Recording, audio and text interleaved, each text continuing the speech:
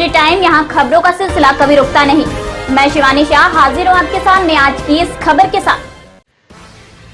संविधान की धारा 107/16 भले ही कानून व्यवस्था को चुस्त दुरुस्त रखने के लिए बनाई गई हो, पर कहीं न कहीं इसका खुलेआम दुरुपयोग भी किया जा रहा है। इसका इस्तेमाल सबसे अधिक चुनाव के दौरान शांति व्यवस्था भंग की आशंका पर किया जाता है।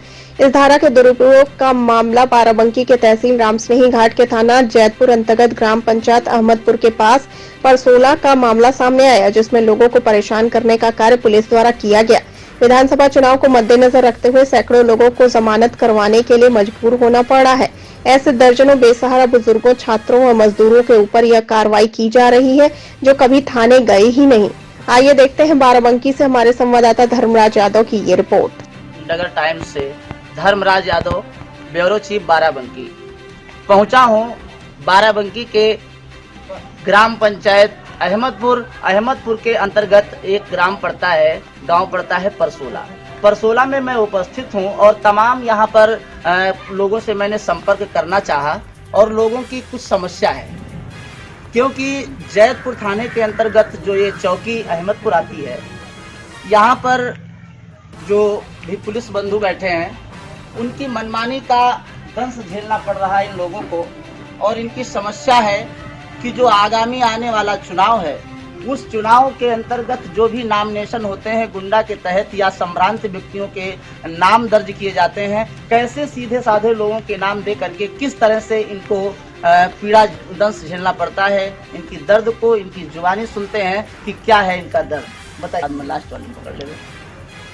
तो बताइए, आपका नाम क्या है? हमारा नाम उमा शरण जी, बताइए, आपका इसमें नाम आया है गुंडा एक्ट में, हाँ, या संभ्रांत व्यक्तियों में नाम आया है, तो आपको क्या लगता है कि आप किस तरह के व्यक्ति हैं? क्या कैसे गृहस्थी चलाते हैं? क्या मामला है? कैसे आ गया? इससे पहले भी नाम था?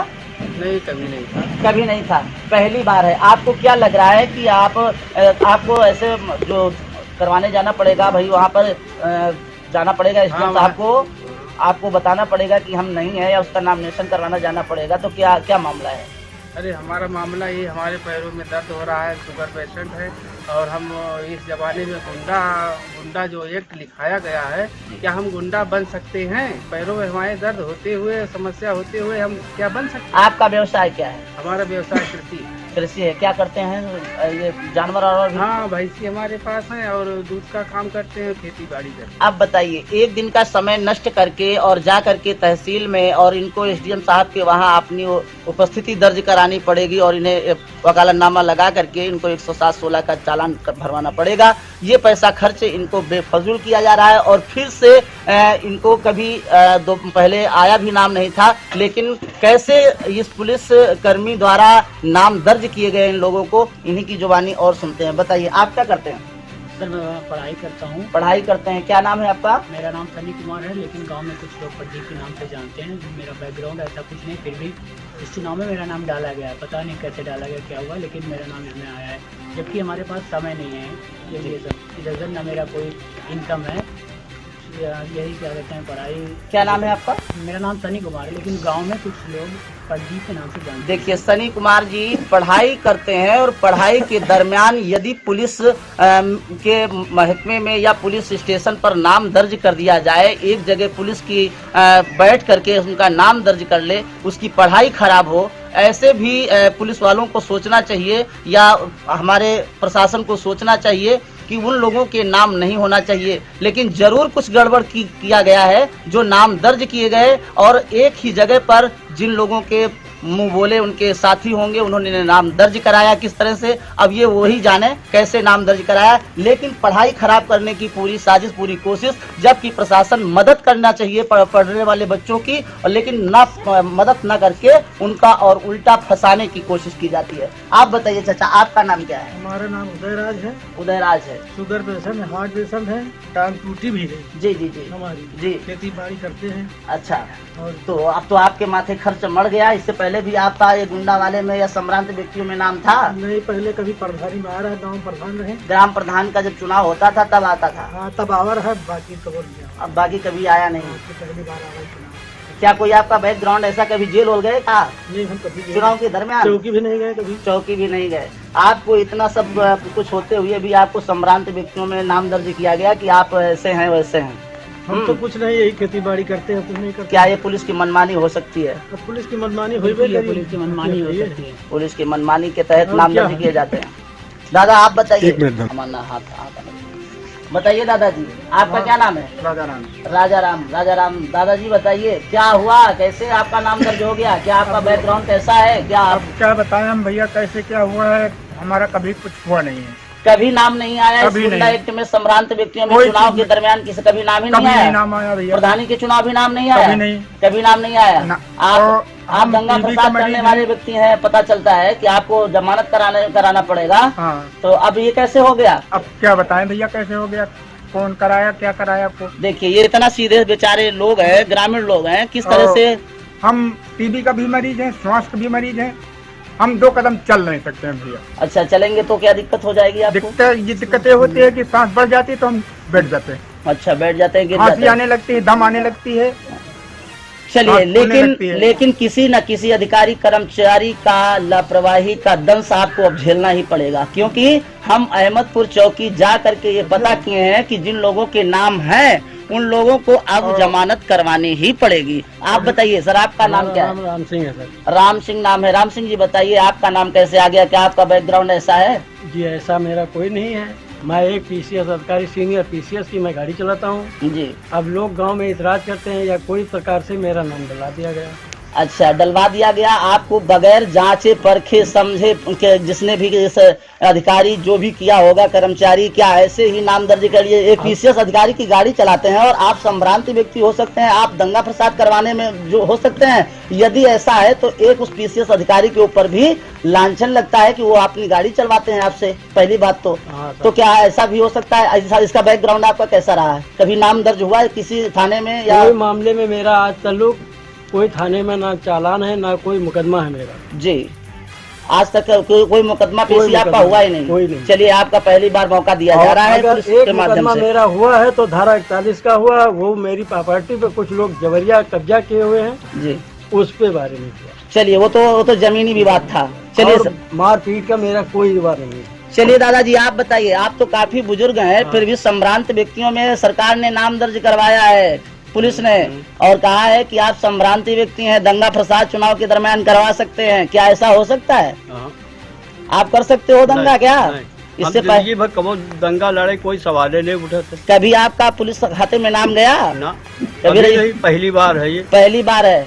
आप बताइए कैसे आप अपनी जीविका चलाते हैं, थोड़ा विस्तार में बताइए। मंजूरी करके साहब लड़का बच्चा जियाई थे, गाड़ी चलाई थे। तो थोड़ा और नरेगा में पैसा कमा करके एक दिन जाना होगा आपको तहसील, वहाँ से आपका जो पेशी ये मुकदमा है इसको आपको चालान भरना पड़ेगा। हाँ, तो आपको वहाँ भी जाना पड़ेगा। आपको परेशानी महसूस हो रही होगी हाँ। कि तो बताओ वोट देने जाओगे, हाँ। मेहनत करोगे, ये वोट दिए हैं तो ये वही लेने जाओ। क्यों पुलिस वालों ने या जिसने भी ऐसा नाम दर्ज करवाया होगा, जिस अधिकारी कर्मचारी या गांव वाले ने बगैर सोचे समझे नाम दर्ज हो गया आपका? क्या अब जो अब मर्जी हो उनकी पास जो करावा भाई, अब क्या बताए, न हमारा कोई लड़ाई है, न कोई दुश्मनी है, न कहूँ कुछ है। चलिए अब बेचारे ये पहली बार है अचानक जिंदगी में। हाँ अच्छा अच्छा चलो ठीक है, अब आपको करवाना ही पड़ेगा। तो मैंने अहमदपुर चौकी पर गया था, वहाँ के जो चौकी इंचार्ज साहब थे उन्होंने कहा जो हो गया सो हो गया, इसमें इंटरफेयर किया ही नहीं जा सकता। आप बताइए क्या नाम है आपका? घसीटे लाल। घसीटे लाल। अरे घसीटे लाल जी बताइए, अब तो आपको भी जाना पड़ेगा। हाँ, जाना पड़ेगा। क्या करते हैं आप? चना बेचते हैं सर। चना बेचते हो? चना बेचकर कितना कमा लेते हो? बस 400-500 रुपए बहुत है। अच्छा 400-500 की दुकानदारी करते हो, यानी 100-200 जो कमा लेते होगे वो 100-200 रुपया आप लगेगा तहसील में आपकी।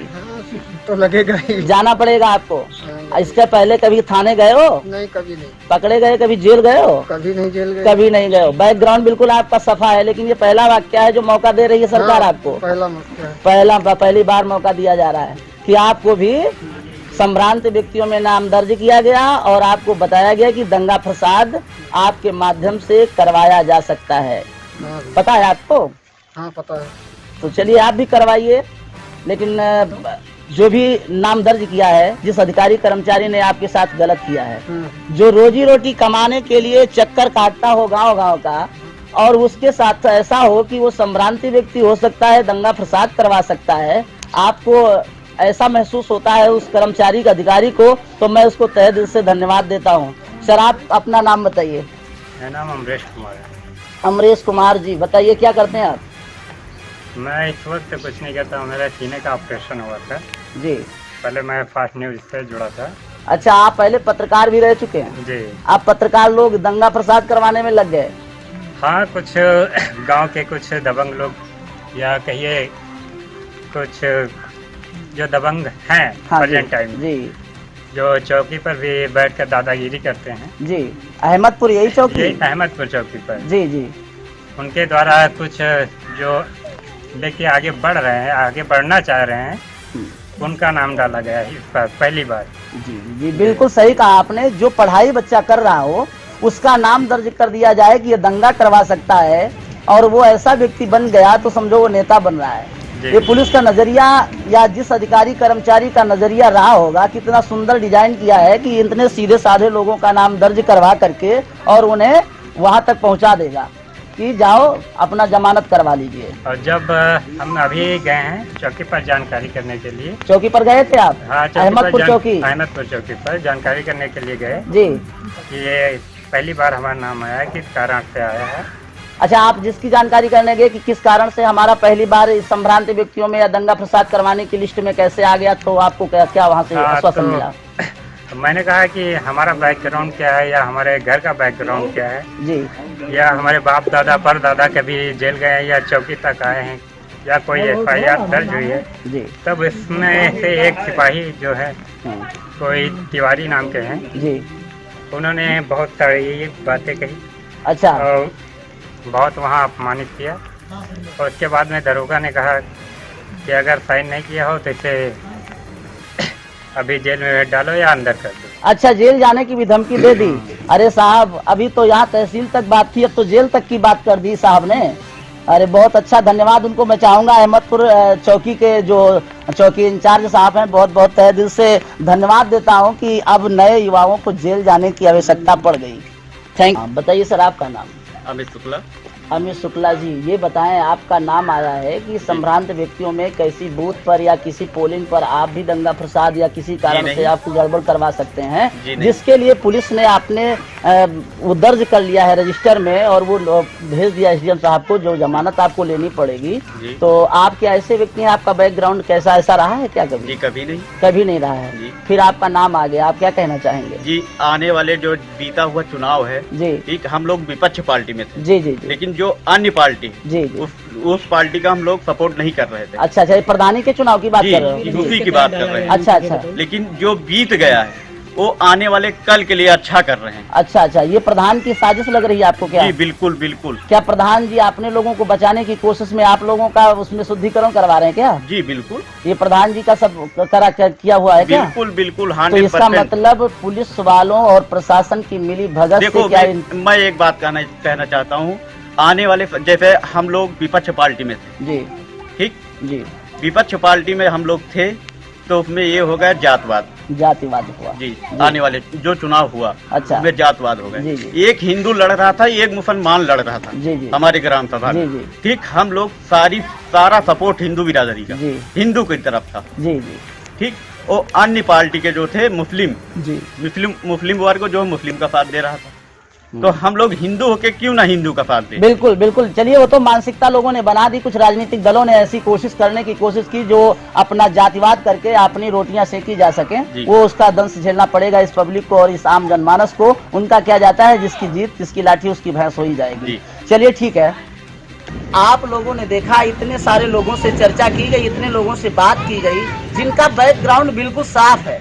कभी उन्होंने थाने या चौकी पर किसी प्रकार का FIR उनके नाम नहीं दर्ज है, फिर भी अब की बार इनको मौका दिया गया कि आप भी संभ्रांति व्यक्तियों में से हैं, आप दंगा फसाद करवा सकते हैं। उसी कड़ी में जुड़ी इस दादी के पास में जाऊंगा, एक माता जी मौजूद हैं जो उनसे भी जानना चाहूँगा कि किस तरह का मामला है और उनका भी पति का या किसी घर वाले का नाम होगा। और हमने ये भी सुना है कि इस जो ये नॉमिनेशन कराया गया उसमें एक घर से 3-3 लोग हैं।